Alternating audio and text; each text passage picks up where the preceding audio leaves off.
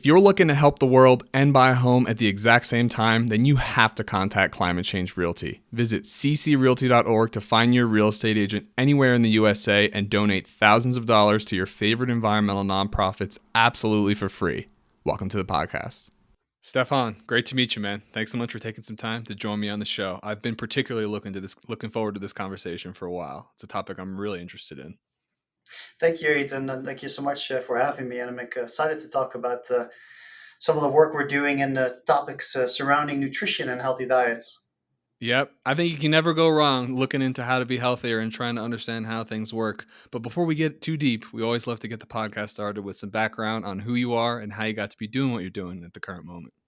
Great. Yeah. So my name is Dr. Stephan van Vliet. I'm a assistant professor of nutrition in the Center for Human Nutrition Studies at Utah State University. I have my PhD in kinesiology and community health, so a lot of focus on exercise and nutrition. I graduated as an Aspen Fellow from the University of Illinois, and after that, I did postdoctoral training at the Washington University School of Medicine in St. Louis, and then after that, Duke University School of Medicine too, before moving out to Utah State. And yeah, a lot of my work is focused sort of on the nexus of agriculture, food systems, and human health, um, both on clinical populations as well as sports nutrition. But yeah, a lot of the work is focused on do more sustainable agricultural practices impact human health and make foods healthier to consume. And yeah, for that we do a lot of systems research, working with farmers, ecologists, livestock scientists, people in the field of social sciences and economy. So yeah, a whole host of work, and especially trying to do bring in different fields together because I think it is probably all related: lifestyle, diet, and our environment. So we try to blend all those things in our research program. I feel like there's no end to everything being related in life. But you're originally from the Netherlands, right? That's right. Born and raised in the Netherlands, and I did. I grew up outside of Rotterdam, which is a major port city. It used to be the largest one in up until the 90s, I think, until some of the bigger ports in China grew larger than that. But yeah, my family worked in the port since I want to say like the 1700s or something like that. Um, Wow. I broke the chain and left, went to college. But yeah, I grew up there, sort of under the smoke of Rotterdam, and we did grow up. I did grow up a little bit outside of it, like 20 minutes or so. So adjacent to farm fields. So I was always interested in farming and food from a young age. I would get a lot of my food directly from farmers and things like that. And so I think that's where the interest started in nutrition. And yeah, luckily I was able to make my job out of it. Yeah. Were you always interested in like how to become healthier and the relationship between like exercise and diet as well? Yeah, that's what it originally how it originally started. I played soccer throughout my youth, and then I stopped for a few years, and then in college I got into lifting weights, and and that's really how it all started. And then I got interested in how to use nutrition for performance and I love increase, story. yeah, muscle mass. Right, that was a main interest of lifting. And I got into it like that. And what was funny is that I was actually in business school at the time. Uh-huh. So I have an undergraduate degree in business, but I was using my university account, not looking at business journals, but looking at nutrition and exercise journals Ah, and reading papers. And then as I finished up my bachelor's, I was like, yeah, maybe I should try to do something in exercise and nutrition. So I worked for a bit in gyms and was able to do my master's at a small teaching school in England to at least get the credentials, and then sort of yeah volunteered in a stable isotope lab in the Netherlands. So we were doing a lot of muscle protein synthesis research there, and worked my way up through that, and then was able to do a PhD in the US with my advisor at the time. He was doing a postdoc in the Netherlands in that lab, and I was able to join him in Illinois, and that's sort of how I ended up in the US and married an American and never left. we're glad to have you, man. All good love stories start in the gym, I think. I used to play soccer when I was really young, but I was never very coordinated at all. But I was really fast. So my dad was actually the coach, and we would have like races, and I would beat the whole team in the race, but then they would score all the goals. And then when I got to high school and I found out that you could lift in the gym and all you have to do is just pick the thing up and put it down, I was like all about it. Super easy as long as you're I was always very determined but never very coordinated. So I still get hurt from having bad form. But if I focus, I do really well. So that explains how you got to the U.S. One thing I want to address right away is just this idea of health. So what would it actually mean to be healthy? Does that mean that you feel good every day, that you appear attractive to other folks, or that you're going to live a long life? What does it mean to be healthy to you personally? Yeah, well, it's probably all of the above, everything you just mentioned, and they're probably also interrelated, right? If you are healthier, well nourished, you probably going to live longer. You will feel better, so you're probably more confident. So when your appearance is better, which again, sort of sense of purpose, sense of life, also relates to longevity. So feeling good, looking good, all contribute to that. So health is probably all of those things. It's pure, like sort of from a biological standpoint, being healthy, having when we measure biomarkers of health, your blood markers, they indicate health. But yeah, health is obviously also related to how you feel, and you see that a lot in long-lived populations. Is that why do they live long?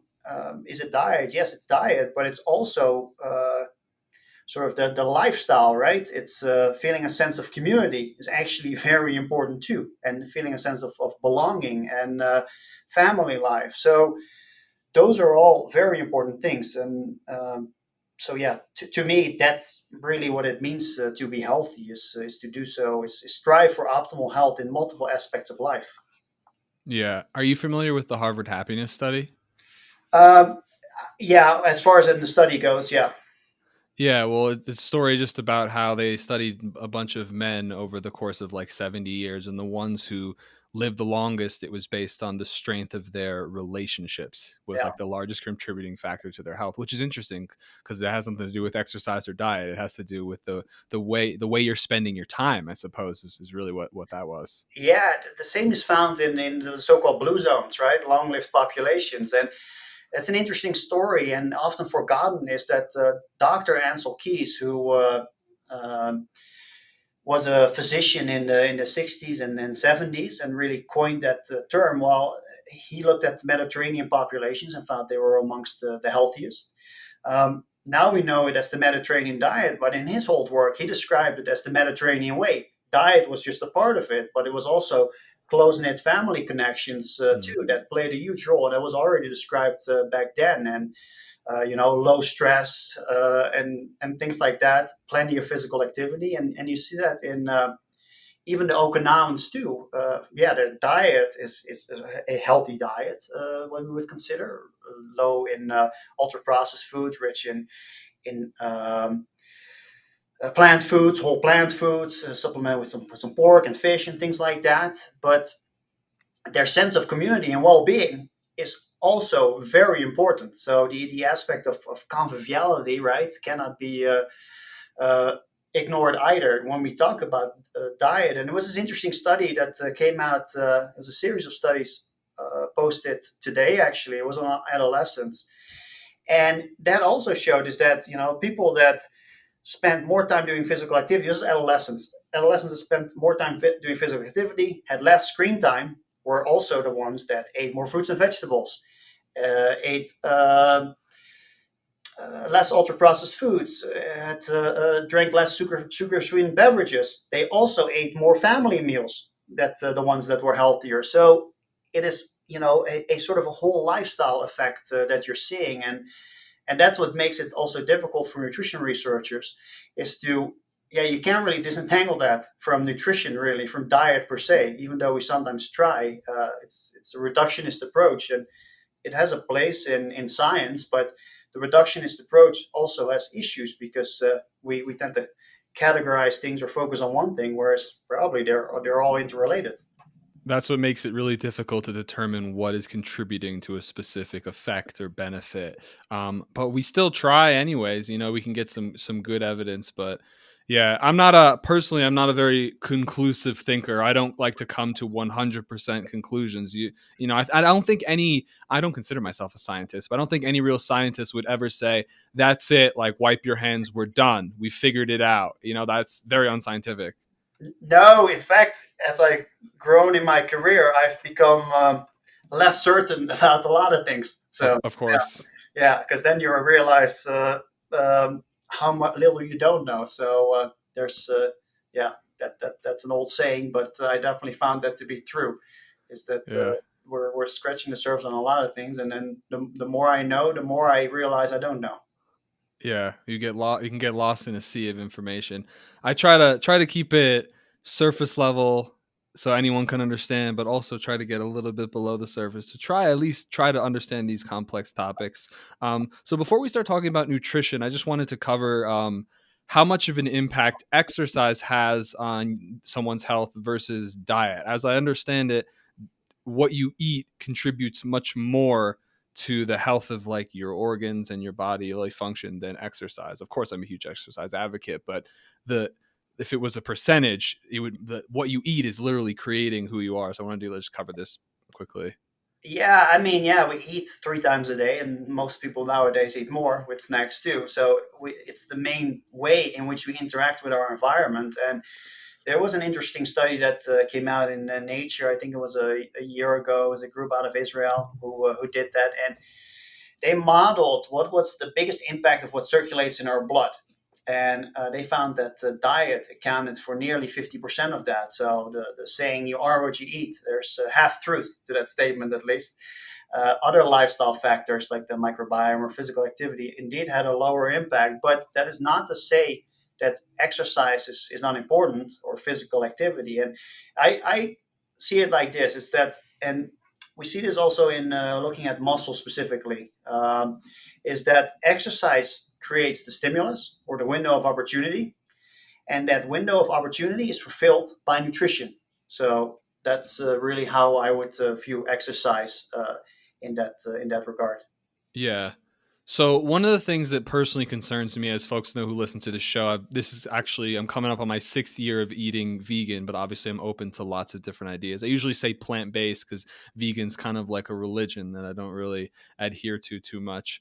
But one of the factors regarding to, or relating to nutrition and exercise is that I exercise seven days a week essentially, and I'm in really good shape. So you think, oh, this guy's really healthy. But the thing with diet is I have no idea what my organs look like, how they're functioning. So that doesn't, what someone looks like on the outside doesn't necessarily show how healthy they are at a really like comprehensive extent. You know what I mean? Yeah, not necessarily, no. But I think if you, for most of us, if we look, you know, healthy on through exercise, it would definitely have an impact on some of the organ system or the cells that you described, because it does improve our health. It improves nutrient utilization. It can lower inflammation. It helps with sort of cleaning up debris or waste products out of our cells. So typically you would see that. But yeah, you could think of an extreme scenario of an athlete that is uh, using high amounts of drugs or overtrained. Yeah, they might look great on the outside, but might not be healthy on the inside. So that's definitely an important consideration. There's always exceptions to the rule, of course, but in general, I would say that the physical activity,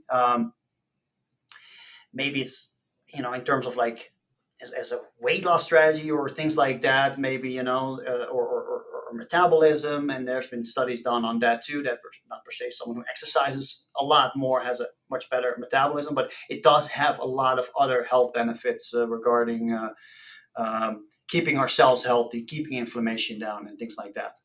Of course.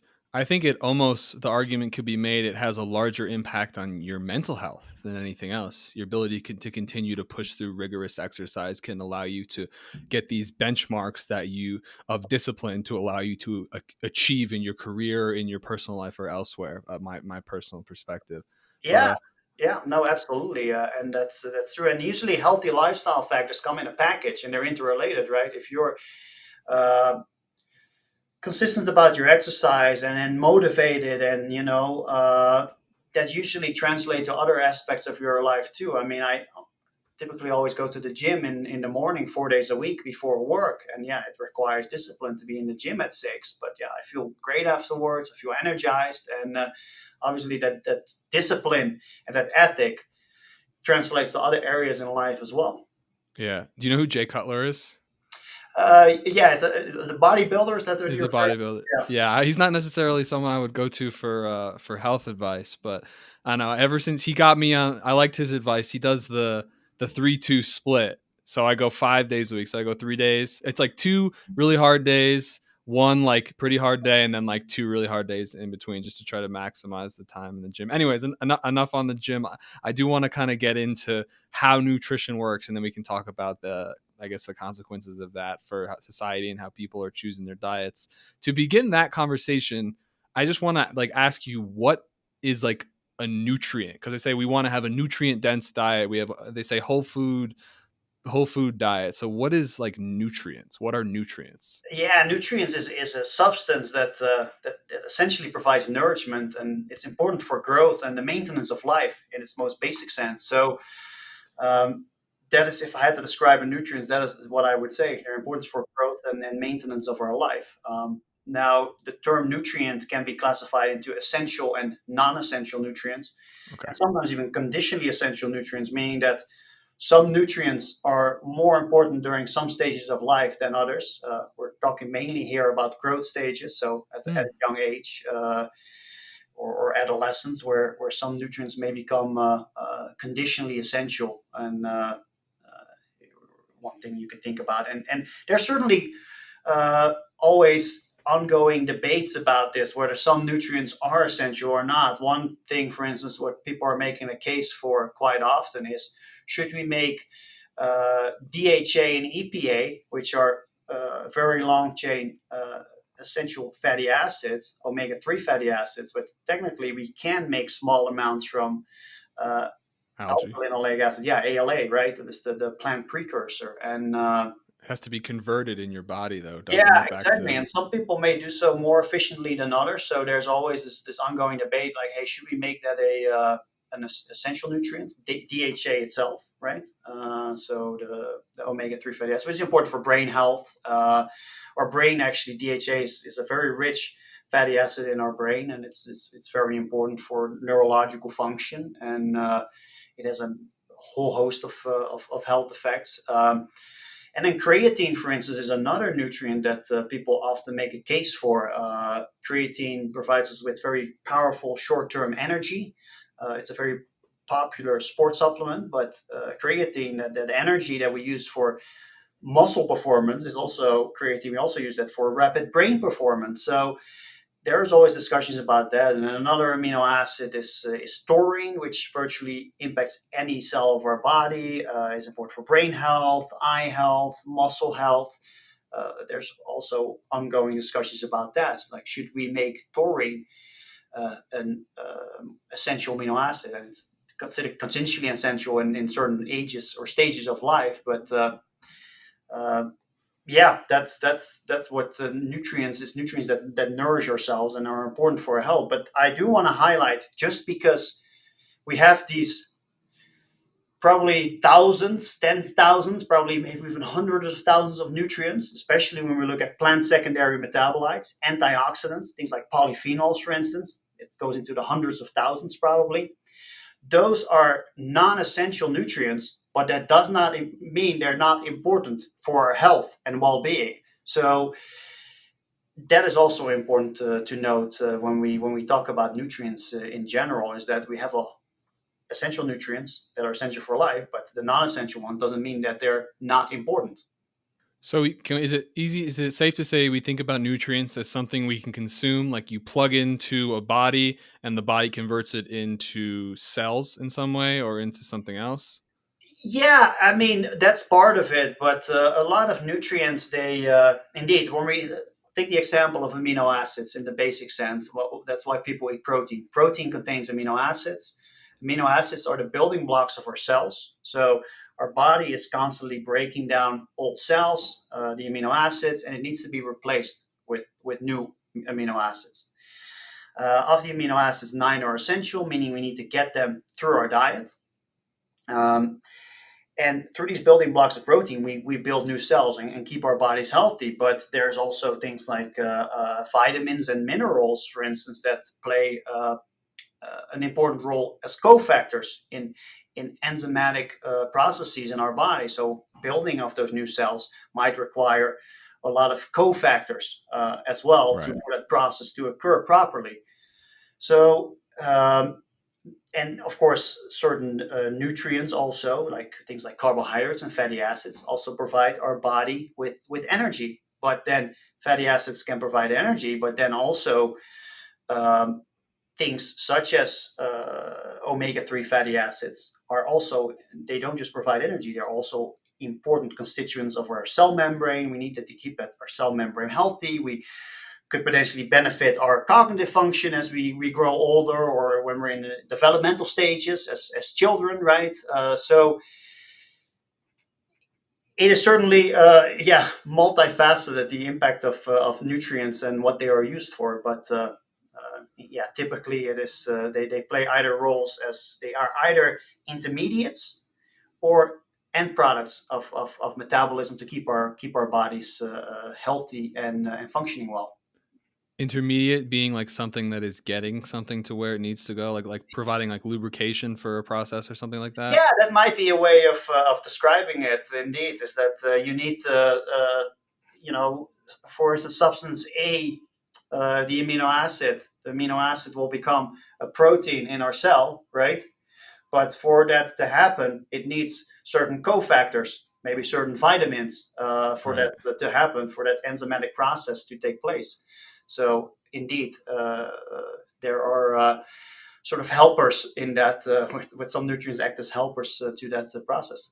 Right. So in order for Thanos to kill half of the universe, he needs all six of the Infinity Stones. He could do a lot of damage with five, but without the sixth part, he's not going to get the full power. He's not going to have the Good. full power. That's right. Right. That's a good way of describing it. Yeah, exactly. And Cool. that's why you can sometimes get away with, having low nutritional status. And you see this in low to middle income countries. Uh-huh. There's a nutrient deficiency, oftentimes a protein or amino acid deficiency. Children grow still, right? But they don't grow as tall and as robust as they would normally grow. And maybe their cognitive performance, how they do in school, is also not as good as they would normally could do if they were more nourished. So indeed, to harness the full power, you need the full spectrum of nutrients. And so I like your analogy. Right. Yeah. So let's go a little bit deeper in this and try and keep it simple for people. I also find it interesting that you use the term make something like DHA an essential nutrient. It's interesting we say like we need to make it that. It's like it don't you think it's like it either it is or it isn't? And I guess it's in the middle of a debate to determine what is, right? Yeah, that is right. And thinking back of that, at one point we didn't consider vitamin C an essential nutrient, but now we do, right? And then everyone got scurvy Yeah, on the exactly. way to the US. On the way to the U.S. That's right. So, and the natives already figured out, the indigenous peoples in the U.S., how to combat that by eating certain foods. And but yeah, that is an example of that. Indeed, how we were able to figure that out through partly trial and error, and then after a while, when we were able to synthesize these molecules in the lab and test the requirements through a whole host of methods, that we were able to figure out uh, how much of that we needed and what the requirements are. So when I was doing my like preliminary research as someone like an enthusiast about how to eat a healthy diet, I came across a simple framework of looking at things as in order to not achieve its full potential or to whatever to be healthy, the body needs essentially macronutrients and these micronutrients. So it was carbohydrates, protein, fat, vitamins, and minerals, which again are all just categories of types of nutrients that we were discussing. Could you explain what macronutrients are, the carbs, proteins, and fats, how we use them, and then micronutrients, how we use those as well, just briefly, I guess. Yeah, no, for sure. So the three main ones you mentioned, indeed, carbohydrates, proteins, and fats. Proteins and fats, they are, at least subtypes of that, are considered essential. Carbohydrates are biologically non-essential, meaning that we can live without carbohydrates. Doesn't mean that we don't have any benefits from eating them, but it's a non-essential macronutrient. Uh, Proteins, you have a whole host of amino acids, but nine of them are essential, meaning that we need to get those in our diet to replenish our cells and keep them healthy. Right. Same with fats. Fats, they provide an energy source, but as I mentioned, they also play important roles in keeping our cell membranes, in keeping our brains healthy, in keeping our muscle healthy, our organs healthy.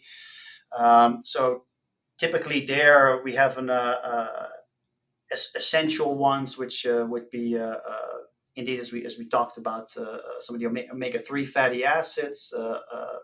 ALA in this case would be considered an essential one. And then as far as carbohydrate goes, yeah, we also, of course, it's important that we, you know, while they're not essential for survival per se, doesn't mean that there may be no benefits of consuming them. We typically consider fiber, for instance, a non-essential, but which definitely could have health benefits in terms of helping with controlling our things like triglycerides or cholesterol levels, binding to certain uh, what we would call xenobiotics or nutrients that we want to, or not nutrients, things foreign to the body that we want to excrete. But then obviously it comes with a double-edged sword sometimes too, where some fibrous rich foods can also bind to essential nutrients like zinc and iron and things like that, especially when they're rich in things like phytic acid and enteric nutrients. But yeah, our three main macronutrients are fat, carbohydrate, and protein. And the idea of that is that uh, a combination of those, especially the essential fatty acids, higher intake of amino acids, especially when we consume protein in cooked forms, and then the rapid access of glucose for the brain, as well as things like DHA and EPA, the essential fatty acids, and then also the vitamins and minerals. That's what caused sort of human development throughout an evolutionary stage. So having a direct, very absorbable source of glucose for the brain, having vitamin C available, having essential fatty acids available, having essential amino acids available. That is really what shaped us as a human. In addition to other things, of course, as well, when social aspects cannot be and learning aspects cannot be discounted either. But from that perspective, it is important to consume these nutrients. But there's, it's also certainly interesting to see that we see populations across the globe and people that are healthy on a high fat, low carbohydrate diet. Other people are healthy on a high carbohydrate, low fat diet. So there's certainly not one size fits all when it comes to diets or macronutrient distributions that are perfect for a given individual. Right.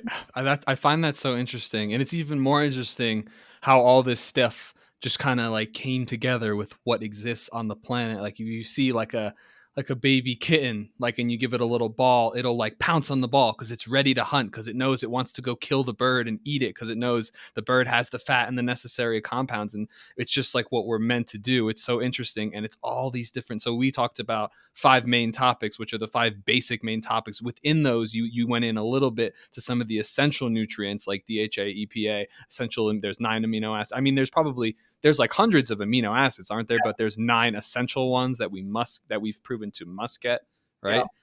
Minerals, is iron's like a mineral, right? yeah, Vitamin D is a vitamin. That stuff yeah. all plays a part in the different things that are going on within our body. Not to mention that there's probably millions or billions of microorganisms inside our body that are feeding off all this stuff to keep us alive as well. Crazy stuff. Yeah, no, absolutely, and indeed, our microbes within our gut that uh, indeed also play a role in our health and our mitochondria as well, which is sort of the oldest life form that is within the environment and within us that are very well evolutionary conserved across different species even. So uh, yeah, it is certainly to not make it overly make it overly complex, but yeah, there are Tough not certainly to.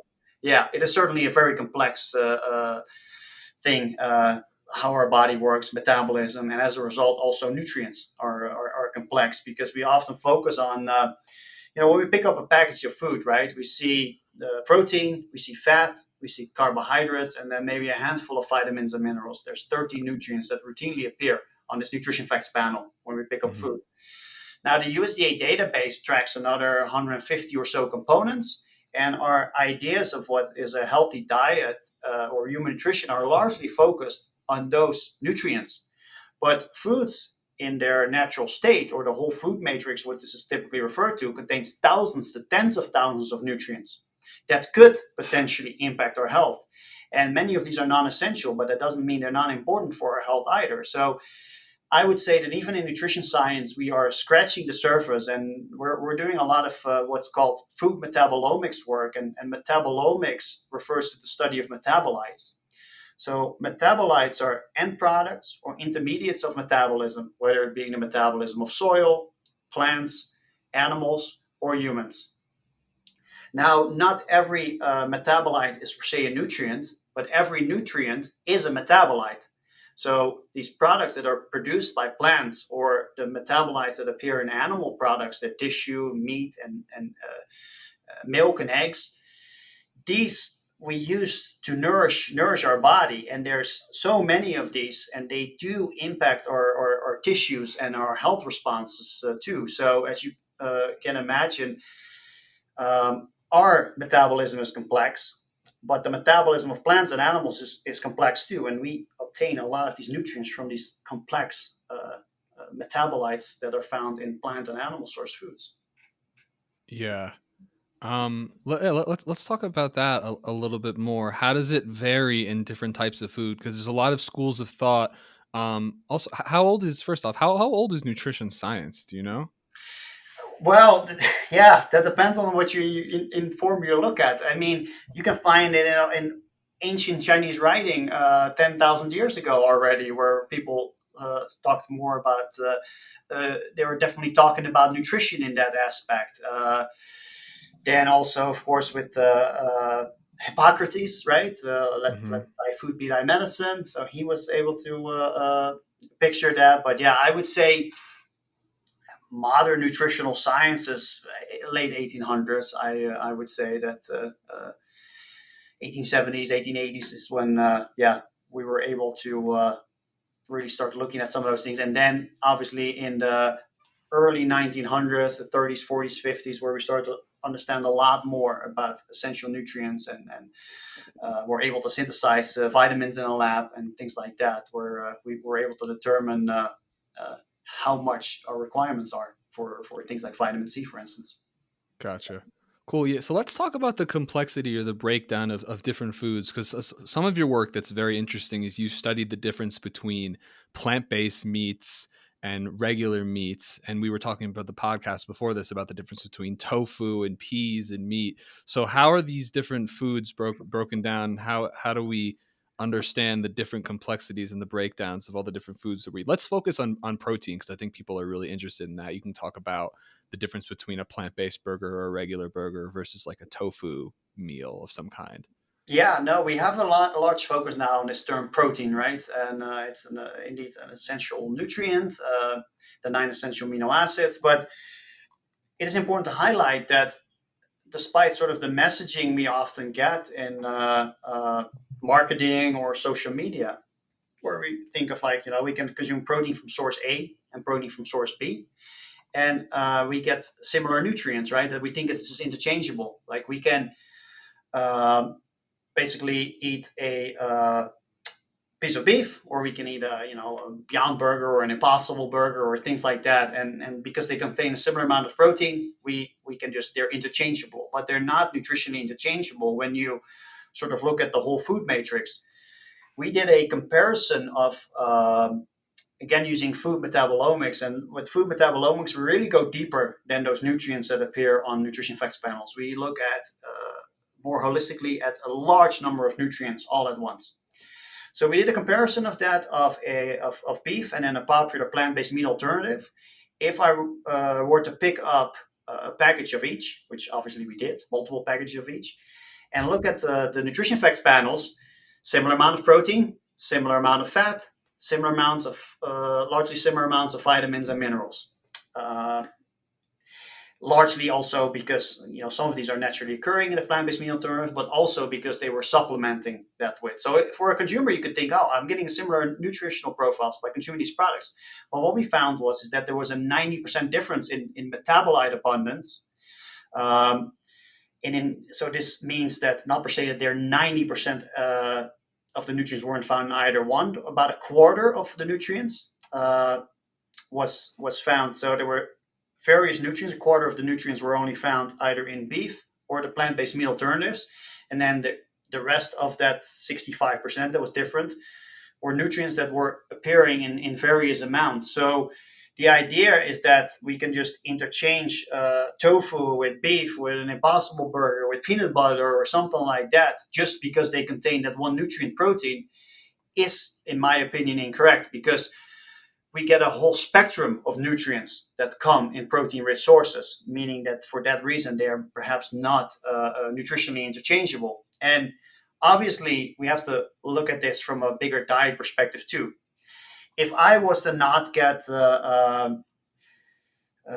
zinc or something from a various source, but I would get it from another source in the diet, right? Then obviously switching out beef with a plant-based meat alternative would be of no concern for nutritional would be of no nutritional concern because I get the nutrients from elsewhere. But what concerns me sometimes is this simplified idea in nutrition, and it's called nutritional reductionism, where we focus on a handful of nutrients, and that we think because source A contains protein, source B contains protein, that they're nutritionally interchangeable. And they're not. That's not per se the case. And one of the things that was interesting from that study is that you didn't determine which whatever food, that protein, whatever, the meat thing, whether it was real meat or fake meat, you did not determine which one was more healthy. You just said that it was conclusively that they were different, right? Yeah, we cannot determine also from this data whether one is healthy or not. And I also couldn't say because we saw certain healthy components in the plant-based meat alternative that we didn't find in the meat, and vice versa. So Right. to give you an example, is that there were a bunch of antioxidants, polyphenols, soy isoflavones in the plant-based meat alternative, which was soy-based, that were not found in the beef. But then things like creatine, taurine, anserine, cysteamine, which are have important antioxidant effects in our body, or important for creatine, as we talked about, for muscle performance or brain cognitive function. The same with taurine, eye health, muscle health. Those were not found in the plant-based meat alternative. So there were differences there, and that's why at least in my humble, educated opinion, or educated guess, I would say, is that certain nutrients are hard or not possible to get from plants. Certain ones are hard or not possible to get from animal source foods. So having the combination of the two in varying amounts could provide us with the nutrients. And you also see sort of a complementariness there. One example that I really like is that zinc and iron from plant foods, specifically legumes, right? They're in there. They are maybe not as bioavailable as those in animal source foods. But let's say if we consume some beans and beef, we actually help with the uptake of the iron and the zinc from the beans when we consume them both together. So it really highlights the complementary nature of foods. And at the same time, maybe some of the, when we char our meat or grill our meat, some potentially harmful compounds are formed. But if we consume that with some broccoli, or we marinate the meat and eat that with spices, some of these harmful compounds may be 70, 80% reduced. Again, coming back to the sort of the complementary nature of food, where we can get the good from one food but offset the bad of it with another food, right? And one classic example that I really like is that indigenous peoples in Middle America, the potato used to be highly toxic. You could not consume it, but it contains vitamin C. It contains a lot of bioavailable glucose, right? They would consume a potato with clay. The clay would bind to the toxins of the potato, but they would still get the vitamin C and the glucose from the potato as a result of that. So it's like offsetting, the getting the benefits while offsetting potentially the negative compounds. So that's why I sort of jokingly say about that paper is that if you go and order a double patty at a shop, maybe you can order an impossible patty and a beef patty, and then you get a complementary nutrient profile. But obviously, I'm joking, because you could also just eat some peas with it or some other vegetables. You get the same thing, right? Yeah, that is really what we study. But yeah, so and then there have certainly been studies done also in swap meat trials. One, for instance, by Dr. Gardner out of Stanford, that did a multi-week randomized controlled trials that showed that replacing some beef with plant-based meat alternatives had actually slightly beneficial effects on weight loss and or cholesterol. So initial work certainly suggests that they are compatible with good health, but I do think it's important to realize as consumers that we're not getting exactly the same nutrient profile. So if you went, and I think that is important to realize, and why we, even if we're on a vegan diet, to go for a variety of foods and be aware of Right. them. Well, I'm thinking about this idea of lubrication, and I'm saying I have a really fancy bicycle, and I've given it all these, like, I have awesome pedals, and it has, I don't know what else, a really good frame, but the chain is really, really, really rusty. So you have this bicycle that works, you get and you push really hard and the chain goes, but it just doesn't really move right. And it's because you put all these awesome parts to it, but if you just added that little bit of iron, that little drops of lube or oil on the chain, it'll work like way, way, way better. That's just kind of how I'm trying to think about it. Does that make sense to you? Yeah, no, that makes sense to me, and that's why it's I'm interested in optimizing diet, right, and Right. not survival. And you see that in people that, and again, this is sort of my opinion in that, and it can be debated whether whether diet A. Uh, what's interesting is that you have people on a carnivore diet that Let's talk about that. I want to yeah, talk I about mean, that. you seem to be healthy. We don't have as much robust long-term data on that yet, but okay, seem to be compatible with good health. And we have sort of vegan diets, plant-exclusive diets on the other hand, where people are healthy, right? I'd say most people operate on a spectrum of omnivory. But what's interesting is that that person that's maybe on a vegan diet might not do well on a carnivore diet, or vice versa, even, right? Or even anything in between. Like some people and research would suggest that appear to do great on a low carb diet, and other people might see their LDL cholesterol shoot through the roof. Which I think the idea there's not a one size fits all in terms of diet, right? And that's why these endless discussions on social media, they maybe are entertaining, but that's why you also never get to any agreement, right? Because the diet that worked for one person may indeed work for them very well. And then person A was on a completely different diet, and that works very well for them too. They may even be both right, right? But that doesn't mean that person A takes the diet of person B and that they would then do equally well, right? And we see that in nutrition studies too all the time, is that you put people on similar diets and the health responses are different in that regard. And so and you can also, and studies have shown that is even you can be healthy on a vegan diet, you can be healthy on a Mediterranean diet, you can be healthy on a Nordic diet, a traditional American diet, an Okinawan diet, a low carb diet, a high carb diet, etc. But it doesn't. But there's different people that may do well on different diets, right? Due to difference in genetic factors, environmental factors, and things like that. Even social is important, right? To dietary success. So it is certainly fascinating, and Yeah, but there's no one size diet fits all, and that's why these discussions are all often difficult. And it also speaks to the human body, how resilient it is that people can be on carnivore diets and people can be on vegan diets, and still live apparently uh, healthy lives. Although I must say, on the carnivore diet, we have a little bit less data on that too. But yeah, Oh, we have a lot less data on yeah, a that. lot less That's data. pretty new.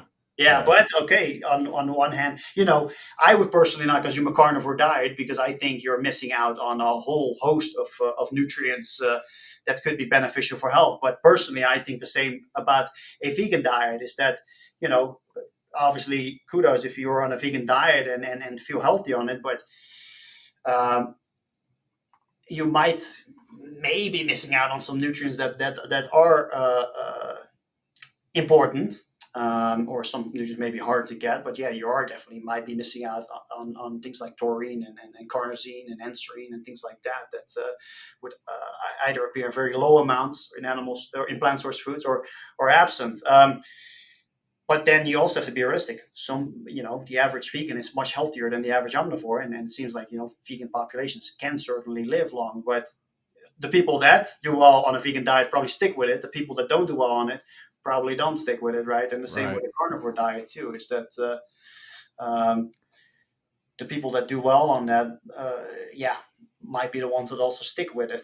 And but yeah, I mean, you're missing out on so many. Well, I should reframe that to an extent, but yeah, you're missing out on a large number of antioxidant compounds that may be beneficial when you're not consuming any plant source foods. Well, what's interesting is that no matter what conversation you have, it always seems to come back to this idea of know thyself and understand who you are, and the what really who you are, how you're made up. And that's what was so interesting with Dr. Provenza, is talking about this idea of nutritional wisdom and letting your body tell you kind of what you eat and what you need. Um, yeah, when I was confused about the idea of diet at the beginning of this conversation, but now when you think of it, if you compare it to putting a bunch of kids in a classroom being like, all right, everyone's going to be a doctor. Okay. We're all going to study medical stuff and you're all going to go on and be doctors. That doesn't work. So why would we think that that would work with like, all right, everybody eat apples and celery like Steve Jobs and you're all going to start Apple. You know what I mean? You got to find something that works for you with the information that you're given. And I think a lot of it can come from within. You know what I mean? Yeah, to an extent, that's true. And yeah, I always think that almost I think every species of animal, any animal species, can sort of figure out what to eat, right, without sort of intuitively or learn from their parents or their mother in terms of like animals, right? And let's say if we take the example of livestock, as Dr. Provenza often highlighted, animals kind of intuitively know what they should consume, when they should consume it, how to nourish themselves. Other animals have that too. A very simple thing, but a lion knows that it needs to consume meat and not, dig up roots from the ground to eat Right. those, right? So they intuitively kind of know what to eat, and it's hard to imagine that we as humans are the only species then that are supposedly hyper intelligent, but we have no idea what to eat. So that cannot be. That seems very unlikely, at least to me. So, so that we have some nutritional wisdom, and there's this famous study, and maybe Dr. Provenza mentioned it too, of Claire Davis, who in the 30s had children self-select their diets, and what was interesting is that they were able to self-select. They were able to rectify nutritional deficiencies with the foods that they chose, and you see that also, and it's interesting to read about this, like. Sort of older writing in people that undertook like the exploration studies towards the U.S. Right, is that they would reach certain islands and they would have this huge craving for like citrus fruits, right? Well, why would they have this huge craving for it? Because they were probably uh, low, they were developing early signs of scurvy, and their body kind of knew, like, hey, this is what Yeah. we needed. So it's super hard to prove in nutritional science, and then this day and age, it'd be even progressively harder to do that. To say like, hey, we're gonna starve you of this, and then we're gonna put some foods in front of you, and then you have to select which one you need. It might be an interesting study, but. To replicate that, but yeah, we do have a certain nutritional system. But the hard part of this is, Ethan, I think, and that's the case, is that in our modern environment, it is super hard to deal with that where we have these foods available. Let's say if we take like a strawberry drink versus a strawberry, like, if we drink the strawberry flavored gusher or something like that, we'd still get that flavor, and that flavor tells us, okay, this is good for us, this is tasty, but it doesn't provide us the nutrients as we would get when eating a strawberry, right? Hmm. Where flavor would tell us, okay, this is a tasty flavor and it will come with nutrients. But in the terms of the ultra processed food, it might not come with nutrients. So that's could be part of the idea, at least. And you see this in animal studies more clearly, but also the randomized controlled trial that Kevin Hall did in the NIH. That if you let people self-select their diet, they overeat. Or if you give them ultra processed diet versus a minimally processed diet, they overeat on the ultra processed foods. They consume 400 to 500 calories more. It could be Because the they're not taste. getting what they need. Yeah, it could be overeating. In animal studies, it's been well established. If you put livestock and you limit their ability to self-select their diet, they would just overeat to get all their nutrients. So they would consume more.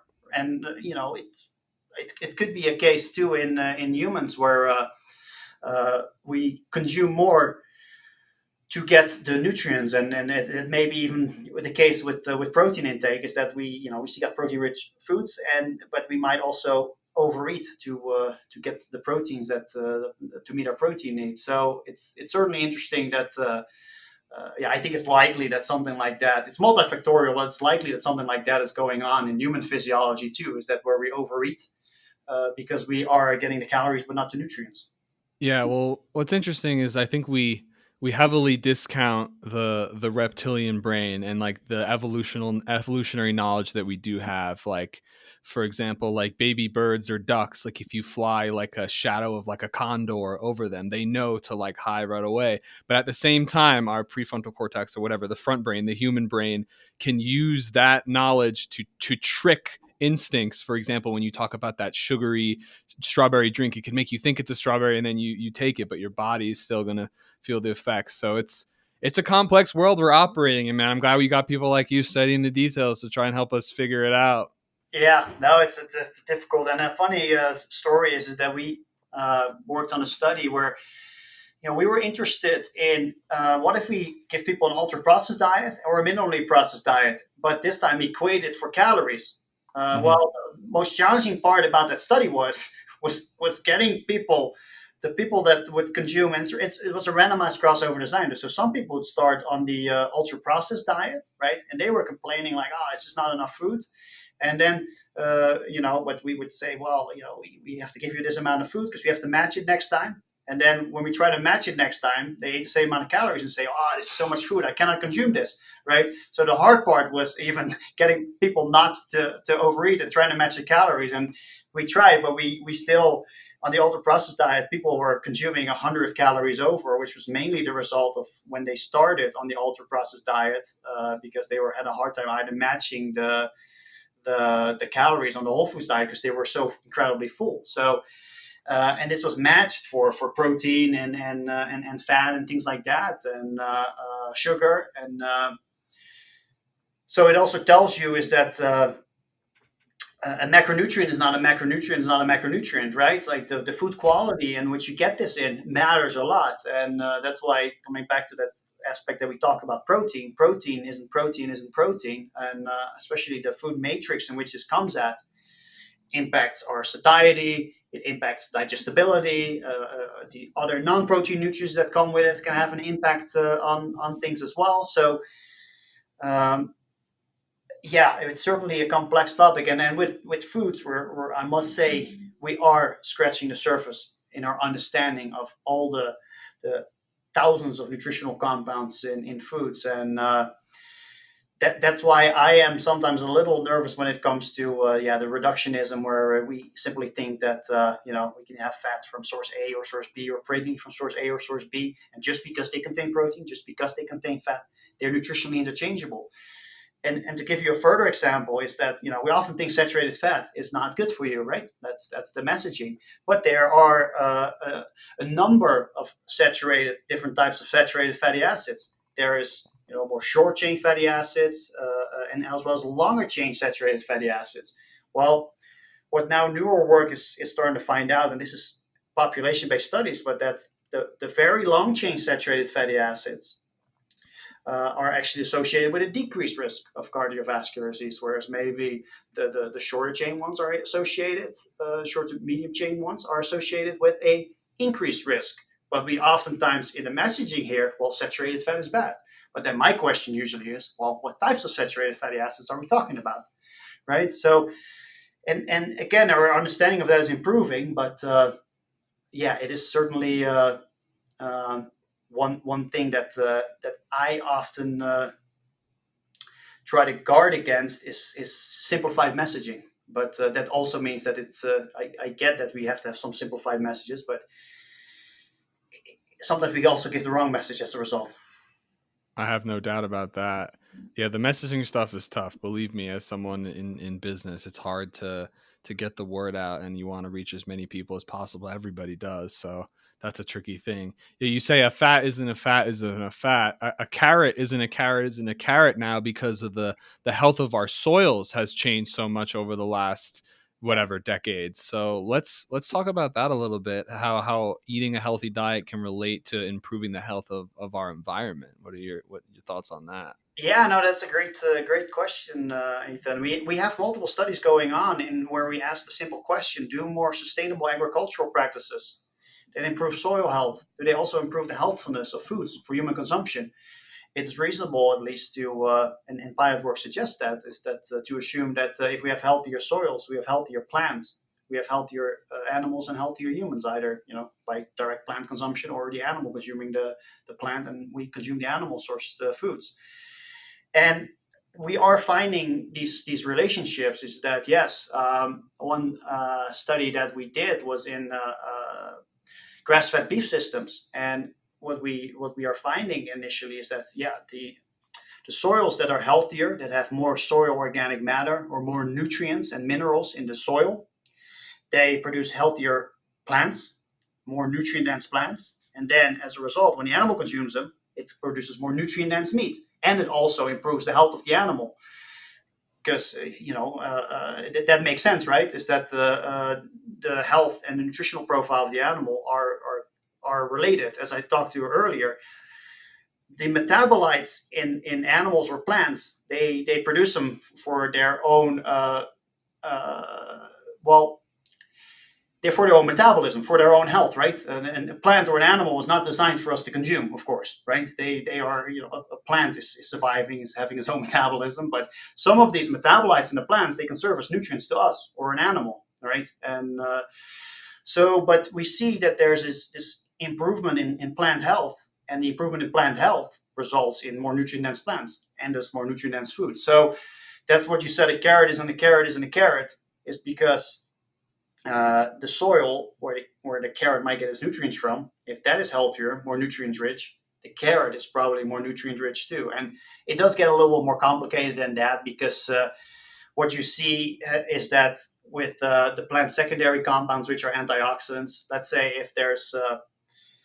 if you overwater your blueberries, it might not produce as many phytochemicals. If it has water stress a little bit, then it might produce more phytochemicals, and it might have more antioxidants in it. So there's environmental factors that play, but in sort of, if we had to dumb it down or simplify it a little bit, then yeah, healthier soils equals healthier plants and equals healthier animals. And we're now working on the human piece to see if, because the foods look healthier on paper for sure, if the Mhm. soils are healthier. But does that have an appreciable health effect on human health when we versus when we consume foods from unhealthy soils or a monoculture? That's sort of up in the air at the moment, and so that we have a randomized controlled trials going on in that area to see that. One study I'm particularly excited about is that we have one study where all these foods are grown sustainably, or the term is called agroecology. It's nature-based farming. So instead of using monocultures and high amounts of pesticides and things like that, the farmer uses things like multi-cropping, integrated crop livestock, doesn't really do as natural pest control. Do these foods that look healthier on paper, when we actually feed an entire diet to humans about that, do the humans actually get healthier versus if we source everything from a monoculture? Right. Well, it seems like the health of the soil comes down to like everything, the health of the whole planet. It's just like how the health of the planet affects every living thing on it. The soil is like the little layer that life like blossoms out of. If we can learn how to take care of that, we can, there's essentially no limit. It can just continue to grow more and more life. That's what I've kind of taken away from my discussions about soil health.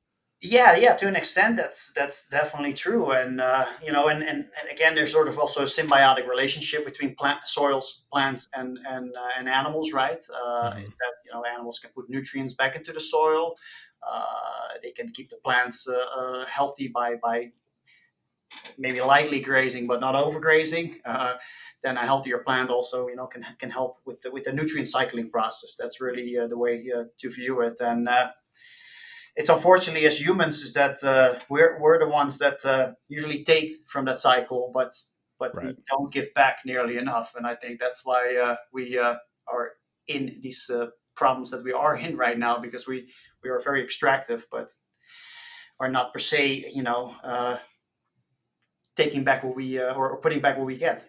But we can, and I would make the argument that we really are designed to do that, to be farmers, to be fosterers of life. That's what kind of the point of being a human is, to be someone that takes care of another thing. um I think there's just a lot of distractions going on in our Yeah, modern we do have world. a lot of distractions, watching TV and driving cars, and and Yeah. not farming, right? Going to the grocery Right. store, so not really thinking about the impacts of how our foods are grown. Yeah, Yeah, I mean, you don't even have to farm plants. You could farm ideas or other people. Just creating more than you consume, I think, is an amazing way to live your life. And for me, trying to do that, I feel really good about it. What advice do you have for folks when it comes to choosing their foods who are interested in increasing their own health and the health of like our soils and the planet as well? yeah, that's a very good question. First of all, I would engage with farmers. That's the main thing I can say. Support your farmers, and there's eating local is maybe a way to do that. Maybe it doesn't have per se the environmental. Well, I should back that up. We think that because you're eating local, there's little transportation, so it's much better for the environment. But the transportation impact of getting fruits out of South America to here is a very minor part. So we must be there realistic. But it doesn't mean that there's no reason for you to connect with local farmers and support local farmers, and I think that's the main thing to do. And I even think, and I'm happy to see that now, that grocery stores are also starting to source from local farmers, and trying to tell that story, like, hey, this is grown locally, this is how it was grown, and I think it helps people understand that. And stewards of it's if you see something improving next to you, right? Things like that. If you empower people, if you see your community improving, right? The health of your community, or even the environment that you live nearby, if you see that improving, people have a bigger stake in that versus maybe the health of the soil in Chile or Mexico that my tomato was grown in, or my pepper was grown in, right? Because it doesn't affect us. It does affect us, but we don't think it affects us that directly. So I think it's is what you can do is connect with local farmers, and really start to learn more about their processes. Farmers that do the right thing, that have these nature based solutions, they do love to tell you about that. And I must also say, the food just tastes better. Is that tomorrow our farmers market is starting again, and I've been eating carrots grown out of California here for the last 5 months, because there's no really locally available. But if I bite into a carrot that was grown using sort of agroecological principles, nature-based principles, the carrot just tastes so much different, right? It has flavor to it. It's actually Hmm. good, and whereas otherwise it might taste like a watered down version. It tastes like water with a carrot, with a flavor of carrot, right? A Hint carrot of hint in it, carrots. and the same with strawberries sometimes too. So I think that is so important. Is that can we feed the world locally alone? Studies would suggest not. But is it a good way to think about that and get connected with your local food system? If that improves your healthy behaviors, then yeah, I think that would be an excellent way to start by starting connecting with local local farming communities and food process, food systems, to just learn healthier behaviors, get a better appreciation of your food, and you don't have to source everything locally. Of course, I mean, we live in a globalized world. I like eating mangoes from Guatemala too, but part of that is just to become aware of that, of how food is grown. I think it will improve stewardship of the land, and yeah, also the main thing that you can do, if looking at the bigger picture, if you can make yourself healthier, right? The impact that our healthcare system has on greenhouse gas emissions, right? If we can only Hmm. bring that down a little bit, that would be a huge impact in the U.S. That's uh, especially here, is a major impact on our greenhouse gas emissions and things like that. So taking care of your own health will probably, as a effect, also take care of the health of the environment as a result. No shortage of problems to tackle. Always having something to do around here. Yeah, no, we have some serious challenges over the next 20 to 30 years. Yeah, and we need to make some major changes in our lifestyle. And as humans, we do have an impact on that. Of course, probably the main elephant in the room is fossil fuel burning, right? Hmm. Diet is important, and we should focus on diet too. But um, we need to also focus on other factors, maybe just as much or even more so. But yeah, the dietary choices that we make, and as you notice, I am hesitant in saying in making these simplified recommendations of like, eat plants and save the world, or eat pasture-based livestock and save the world, or whatever, because it is a little bit more complex than that. I certainly think so, and uh, but if there's one sort of blanket statement, I would try to eat a sort of a whole foods based diet. In that regard, for most people, that will work well, and that can be a varying degree of omnivory, a combination of plant and animal source foods. In that regard, I think would be wise for most people. But I have very much respect for people that are on plant exclusive diets too, for environmental reasons, and Hmm. very tuned with their health and their environment, and things like that. I just um, but I think that there's definitely a role for well managed livestock in that too, even if it means that we reduce our consumption. I definitely agree. And you had mentioned earlier that you're living in northern Utah now. So what is your personal diet? How do you manage everything that you study in with your personal choices? Yeah, so I would say I eat an omnivorous diet, but yeah, I mean, I eat a high amount of fruits and vegetables. I also exercise, so I probably eat about 3 pounds, 3 to 4 pounds of fruits and vegetables and fruits a day. So a very high amount. I don't know how many servings that is, but I for me, a meal without vegetables is not really a meal. So, Right. but with those, I would definitely also consume, like, some eggs and dairy, and meat and fish and things like that as well. So, but yeah, my diet is omnivorous. That don't want to use per se use the term plant based, because I would say I'm on a omnivorous diet. But yeah, I mean, the majority of my calories probably come from plant foods. So it's a diet rich in whole plant foods with some meat, fish, eggs, dairy on the side. And I also like, just with local farmers. I recently started to make my own yogurt, and it was surprisingly easy. Cool. So that's been fun to do. And as with many people during the pandemic, I started to make my own sourdough bread, and that was also good to connect back with that, and as a nutrition researcher. But yeah, no, it's definitely getting used to here in Utah. I was before this in the South, and we have a much longer growing season, Right. and obviously here, yeah, getting locally sourced produce is harder during the winter months, and Certainly. yeah, you can get some potatoes and some carrot locally, but not per se the diversity. But it's also the great part about living in a globalized environment, right? Is that we can have access to a wide diversity of plant foods or animal foods.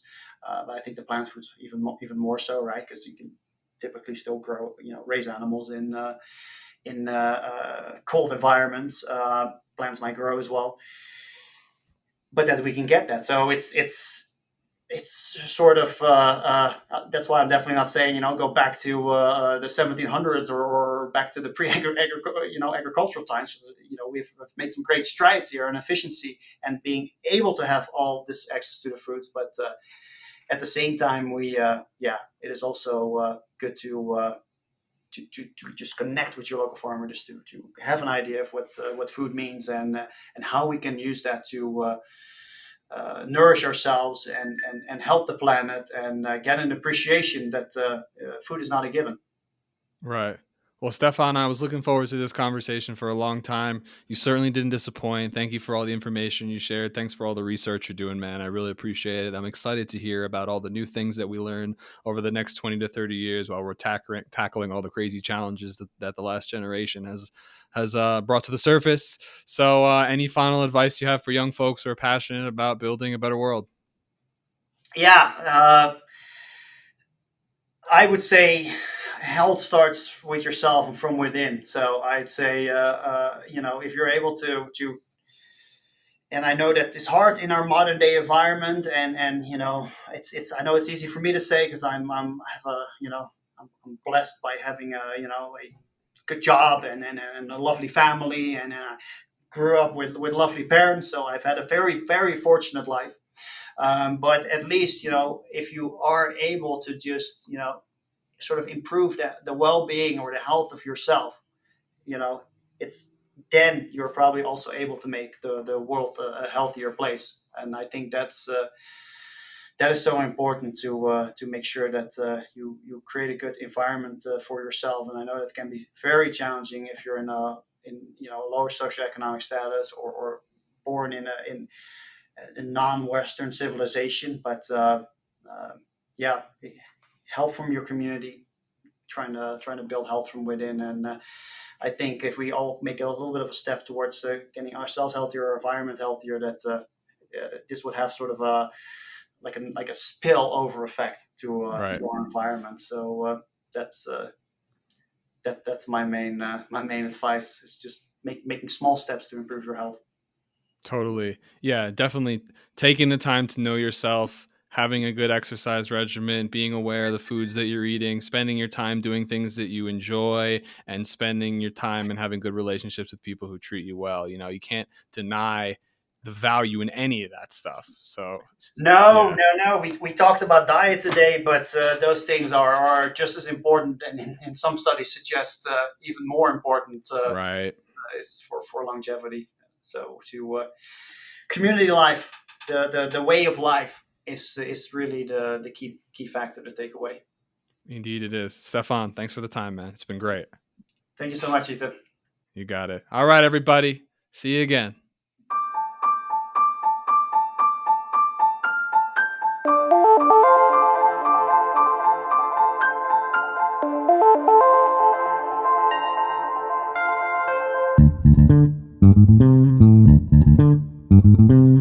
So if you or anyone else you know is looking to buy or sell a home anywhere in the USA and would like to create thousands of dollars in donations without any cost out of pocket, please visit ccrealty.org today.